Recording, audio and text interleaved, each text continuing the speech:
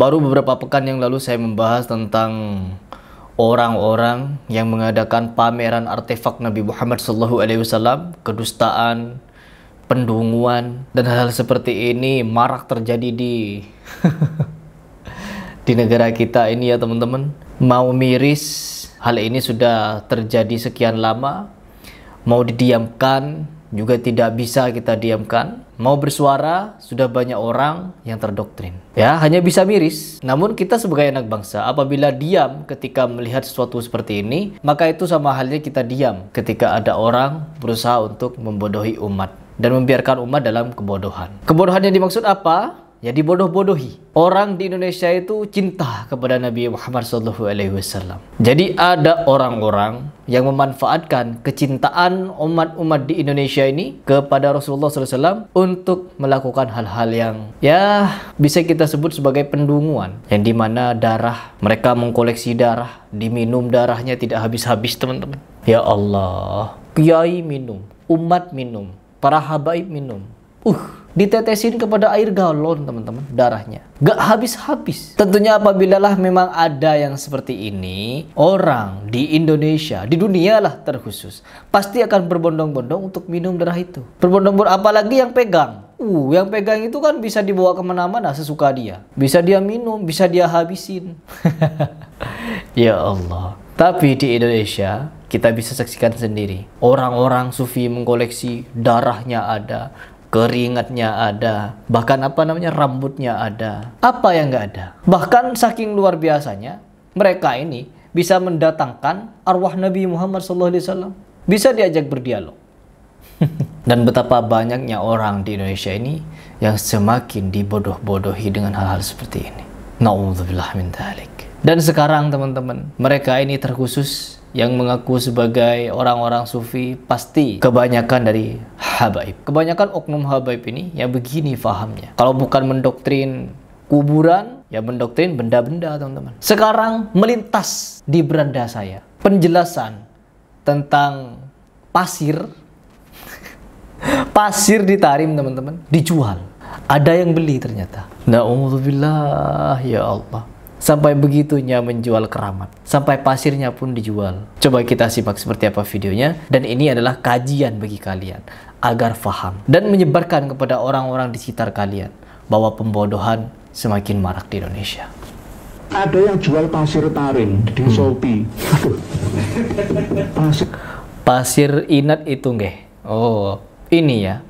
Ini pasirnya. 500.000 teman-teman. Apa ini tulisannya ini? Pengobatan Yaman, Hadramaut, Tarim. Inat itu nggih. Ya Allah, ya Allah. Bukan inat, bukan. Tuh. Jualan pasir teman-teman. 2 juta. Pasir 2 juta. Biar kalian tahu. 2 juta. Nih 3 biji. Kasih padang pasir di makam Syekh Abu Bakar bin Salim. Tuh. Pasirnya Abu Bakar bin Salim dijual. Kenapa tidak ada orang-orang Arab Saudi yang kalian tuduh-tuduh sebagai Wahabi itu menjual pasir makam Nabi Muhammad SAW? Pasir Utsman bin Affan. Kuburan Utsman bin Affan kelihatan. Puluhan ribu makam baqi para sahabat di sana. Kenapa itu tidak dijual-jualin? Ini mah, ya Allah, betapa banyaknya umat dibodohi, ya Allah. Sampai pasir-pasirnya dari Tarim dijual di Shopee. Inat, pakai T, inat. Ya Satu botol 1.900.000. Oh, ada yang sebotol aqua. Kenapa dijual? Kenapa dijual? Apa gak berguna bagi diri kalian sendiri? Iya. Ini bagi para penjual pasir nih. Kalau pasir buat bangunan bagus ya, bikin rumah. Kalau pasir untuk dijadikan jimat, tolak bala dan lain sebagainya, diambil dari kuburan Abu Bakar bin Salim, Al-Faqih Muqaddam, yang mi'raj sama kambing-kambingnya itu ke Sidratul Muntaha. Mi'raj 70 kali Sidratul Muntaha apa? Siapa namanya? Faqih Muqaddam itu ya. Dan bagaimana kita ini bisa mendiamkan hal-hal bodoh seperti ini? Ya. Ya Allah. Ada yang 1.200.000, ada yang 500. Dihapusi sampai niku. Jangan mau. Pasir inat 3 juta teman-teman. Pasir inat original. Original. Pasir, ya Allah, Abu Bakar bin, ya Allah. Abu Bakar bin Salim, tokoh-tokoh apa ini? Mana kitabnya Abu Bakar bin Salim ini? Kitab fikihnya mana? Tafsirnya mana? Digadang-gadang sebagai wali Allah, tapi karya tulisnya mana begitu? Ini cucu-cucunya yang banyak ini berkembang biak di Indonesia ini. Mana karya tulisnya Abu Bakar bin Salim, kakek moyang kalian itu?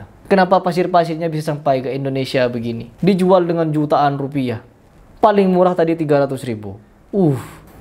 Doktrin yang digelorakan tentang fadilah, keutamaan kota Tarim, dan Tarim, Hadramaut, dihapusi. Iya, setuju. Dihapusi. Nanti kalau pasir Inat Tarim sana dibawa ke sini, nanti kita kena sihir nanti. Jangan dibeli. Dihapusi. Kalau beli Zam-Zam rapopo. Tapi kalau pasir Tarim, karena debu-debu Tarim itu suci, ya wangi, hapusi. Ada pembodohan, teman-teman. Ini pembodohan ya, yang dimana mereka ini saking menjunjung tingginya kakek moyang mereka yang diakui Mi'raj 70 kali, dibela sama Kiai Singa As Jawa ya, dibela bahwa mereka katanya, siapa namanya, Abu Bakar bin Salim beserta jajarannya, beserta para keturunannya bersaing karomah ya, saingan karomah, bisa terbang nembus genteng, bisa Mi'raj 70 kali, bisa memadamkan api neraka, turun rantai emas dari langit, hujan susu, teman-teman. Apa yang nggak bisa bagi mereka? Bisa semuanya. Bahkan mau menghancurkan dunia bisa. Kalau di dunia ini sudah tidak cinta kepada habaib, apabila sudah ada orang yang tidak cinta kepada habaib, apa yang akan terjadi? Allah akan hancurkan dunia ini. Widih. Dapat dari mana dalil? Ya, Bapak Gedabrus, ya. Mungkin dikira ketika saya berbicara seperti ini, oh Heri Pras itu kok tidak punya adab. Ya, mereka itu sebagai pengikut Nabi Muhammad SAW, katanya. Tetapi cara mereka dalam beragama sungguh jauh dari Nabi Muhammad SAW. Bagaimana mungkin Nabi Muhammad SAW yang masih hidup tidak pernah mengkultuskan pasir? Pasir dijadikan jimat, dijual ke Indonesia sebagai ini, sebagai itu. No. Aisyah, Rasulullah SAW wafat di kamarnya. Tapi apa yang terjadi? Aisyah tidak menjual pasir makam Nabi Muhammad atau bagaimanapun itu. Fatimah anaknya, Hasan wal Husain cucu-cucunya. Gak ada yang seperti ini. Jadi mau bagaimana lagi kalian? Mau bagaimana lagi kalian? Apa yang mau kalian ajarkan? Ajaran apa yang ingin kalian ajarkan kepada umat? Kenapa dibawa kepada paham-paham seperti ini? Masih kurangkah pembodohan-pembodohan negeri kita? Masih ditambah dengan pembodohan dalam agama. Miris, teman-teman. Saya minta kepada kalian untuk tidak diam, tetapi bergerak, merongrong pemahaman seperti ini agar lenyap di tanah kita tercinta ini.